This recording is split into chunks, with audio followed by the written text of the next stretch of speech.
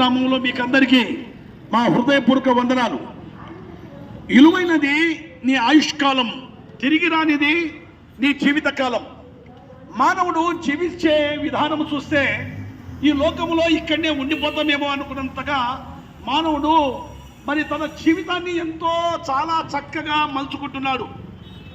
మరి ఈ భూమి మీద ఆస్తుపాస్తులు సమకూర్చుకుంటూ, నిజలు మేడలు కట్టుకుంటూ, అనేకమైన వాటిని సమకూర్చుకుంటూ మానవుడు జీవిస్తున్నాడు. కానీ మానవుడు తల్లి గర్భం నుండి ఏమీ తీసుకురాలేదు. కానీ వచ్చేటప్పుడు ఒంటరిగానే వచ్చాడు, వెళ్ళిపోయేటప్పుడు కూడా ఒంటరిగానే వెళ్ళిపోతున్నాడు. కారణం ఇది మట్టి శరీరం అని దేవుని వాక్యం సెలవిస్తుంది.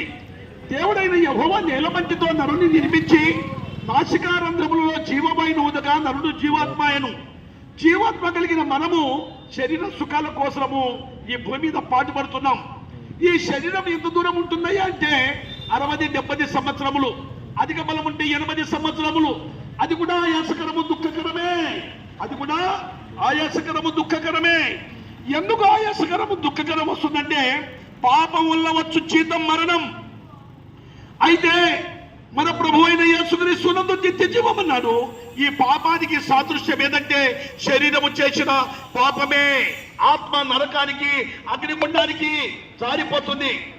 ఓ ప్రియ సోదరి సోదరులారా ఆలోచించండి ఒకసారి.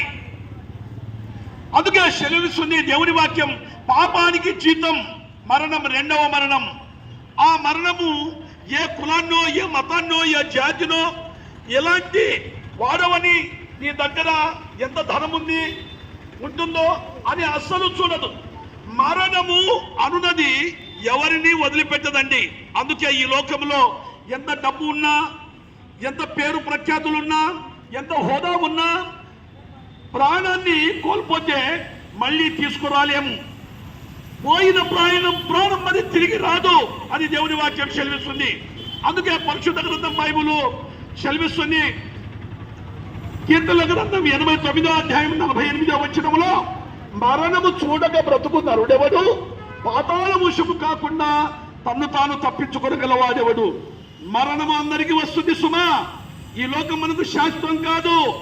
అందుకే దీపం ఉండగానే ఇల్లు ఎలా చక్క పెట్టుకుంటున్నావో, ప్రాణం ఉండగానే ప్రభు అయిన యేసుక్రీస్తు సెలవిస్తున్నాడు. 2025 సంవత్సరాల క్రితం ఈ భూమి మీద వచ్చి మనుషులందరి పాపముల కొరకు తన పరిశుద్ధమైన రక్తం చిందించి మరణించి సమాధి చేయమని 3వ దినమున సజీవుడుగా లేచిన ప్రభు సెలవిస్తున్నాడు. నేనే మార్గమును, నేనే సత్యమును, నేనే నిత్య జీవమును అన్నాడు. ఆయన సత్య మార్గం చాలా గొప్పది ప్రియులారా, ఆలోచించండి. మరి డోన్ నివాసులకు ఈ శుభవర్తమానం, ఎన్నో శుభవార్తలు వింటూ ఉన్నాం. కానీ ఈ మరణం ఏంటి? పొద్దున్నే అంటే మానవునికి అతి దగ్గరలో ఉండిందే మరణం. మరణము చూడకుండా ఎవడు ఉండలేడు ఈ భూమి మీద. అందరూ ఒకరోజు చనిపోయించిన వారమే. కానీ పరలోక రాజ్యం ఉందని దేవుడు సెలవిస్తున్నాడు. ఫ్రీ గిఫ్ట్ అండి. ఆధార్ కార్డు మనిషికి ఎంత అవసరమో పరలోక రాజ్యానికి వెళ్ళడానికి ఆయన నేను సత్యము, జీవము, మార్గము అని సెలవిస్తున్నాడు. ఆలోచించండి ఒకసారి. ఎందుకంటే ప్రభువా పాపినైనా నన్ను క్షమించమంటే ఎంత ఘోర పాపికైనా క్షమించి ఆయన పరలోక రాజ్యం ఇస్తాడు. ప్రియ సోదరులారా ఆలోచించండి. ఎందుకంటే పాపులను రక్షించుటకు క్రీస్తు లోకమునకు వచ్చి రాయబడింది.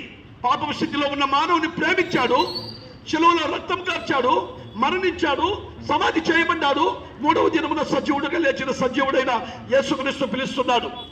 మరి రేపేమి సంభవించునో మీకు తెలియదు. మీరు ఇంతలోనే కనబడి అంతలోనే మాయమైపోవు ఆవిరి వంటి వారేని దేవుని వాక్యం సెలవిస్తుంది. ఇది కులము కాదండి, ఇది మతము కాదండి, మార్గము, సత్యము, జీవము అండి. ఈ మార్గము, సత్యము, జీవము నేడే రక్షణ సమయం. ఆలోచించిన నరకం. ఇంతలోనే కనబడి అంతలోనే మాయమైపోతున్నారు మనుషులు. ఎందుకంటే ఎప్పుడు ఏం జరుగుతుందో తెలియదు. గ్యారెంటీ లేని బ్రతుకులు మనవి. అందుకే దీపం ఉండగానే ఇల్లు చక్క పెట్టుకున్నట్లు ప్రాణం ఉండగానే ప్రభు పాపిని క్షమించమంటే ఎంత ఘోర పాపికైనా క్షమించి మరి నిన్ను పరలోక రాజ్యం చేర్చడానికి ప్రభు రమ్మని పిలుస్తున్నాడు. మరి నువ్వు ఏ స్థితిలో ఉన్నావో, నువ్వు వెళ్తూ ఉన్నావో, నువ్వు వ్యాపారం చేస్తున్నావో, మరి దుఃఖ దినాల్లో ఉన్నావో, ఈ క్రిస్మస్ సందర్భంలో ప్రభు అయిన యేసుక్రీస్తును మరి ప్రకటించవలసిన భారం మా మీద ఉంది కాబట్టి ప్రకటిస్తున్నాం. మరి ఈ మాటలు, చక్కని మాటలు మీరు విని ఆదరించబడతారని మీ కుటుంబాల కొరకు మేము ప్రార్థన చేస్తాం. ఉన్న చోటునే మీరు కళ్ళు మూసుకుంటే ప్రార్థన చేస్తామండి.